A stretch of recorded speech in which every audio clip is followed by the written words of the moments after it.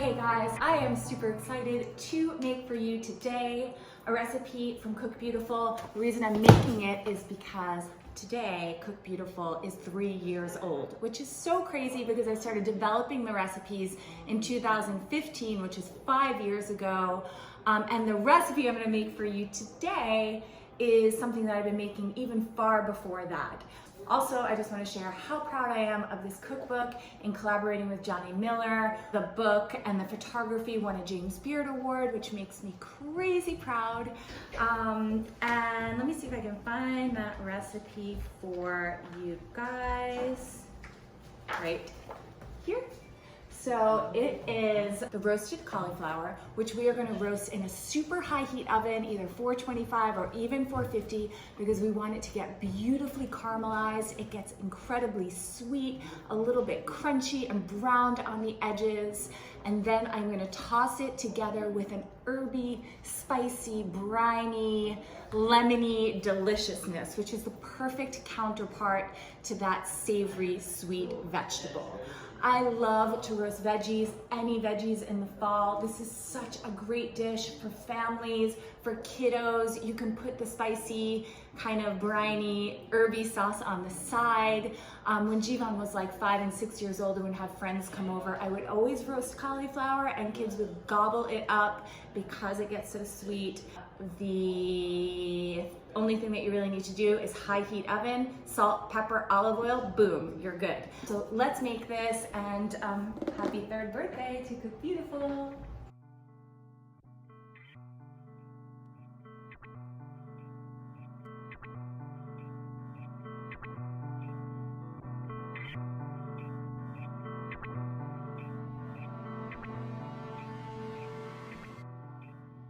First things first is I am going to try and get the core out of this cauliflower head. So when I make this, I really like to get those florets quite small, like this size. I want to share one tip with you guys, which is if you want your cauliflower to get nice and caramelized and golden brown like this, you absolutely want to make sure that your cauliflower is completely dry.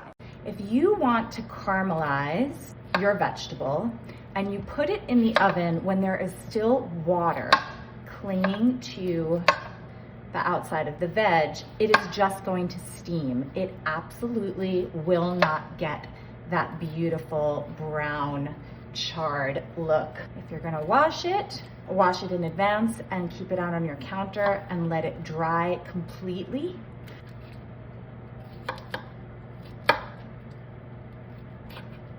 So I like to get all of my florets to be an even size so they cook at the same rate. You do not want to overcrowd your pan.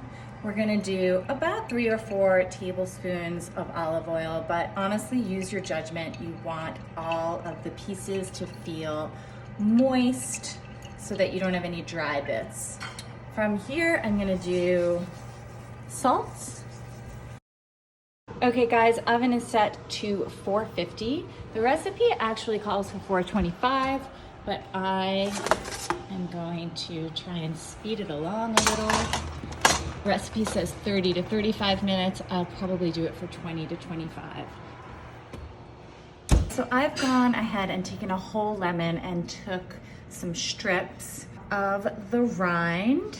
I am going to stack 4 of them, and I'm going to make super thin cuts.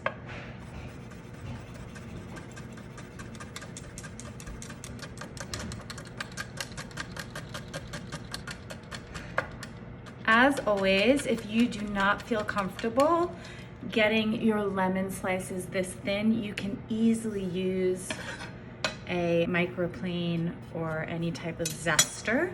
I am also going to take, the recipe calls for jalapeno, but I really love serrano because the rounds and the discs that you cut are a little bit smaller, more petite. It is a little spicier though than a jalapeno, so this can easily be eliminated if spice is not something you crave like we do.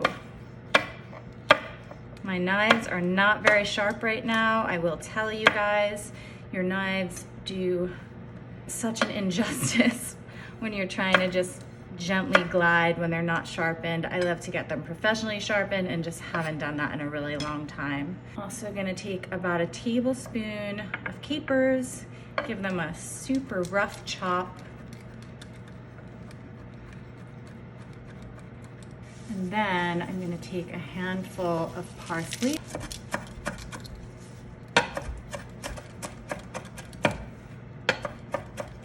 And then I happen to have some dill right here in my fridge.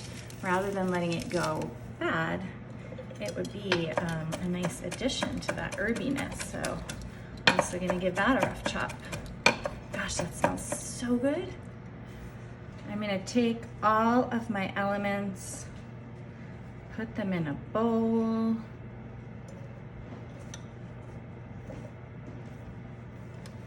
Gosh, it smells so fresh. I'm gonna squeeze a half of lemon. Drizzle this with a little more olive oil. Give it a stir. I'm gonna put some flaky Maldon sea salt in there and give it a taste to see what it needs more of. A little more olive oil, a little more lemon. All right, now we just wait for our cauliflower to come out of the oven, toss it all together, and we are good to go. Okay. Oh my goodness, that looks so gorgeous. Perfectly caramelized. Let's get it plated. Okay guys, here is that deliciousness. I am literally just gonna plop it down right onto our platter. I'm gonna take that herby, briny, spicy deliciousness, just toss it atop. Mix it up a little. And then give a little bit more. Finish, as always, with flaky sea salt, fresh pepper, and there you have it. So happy birthday to Cook Beautiful. And I'm gonna dive into that deliciousness right now.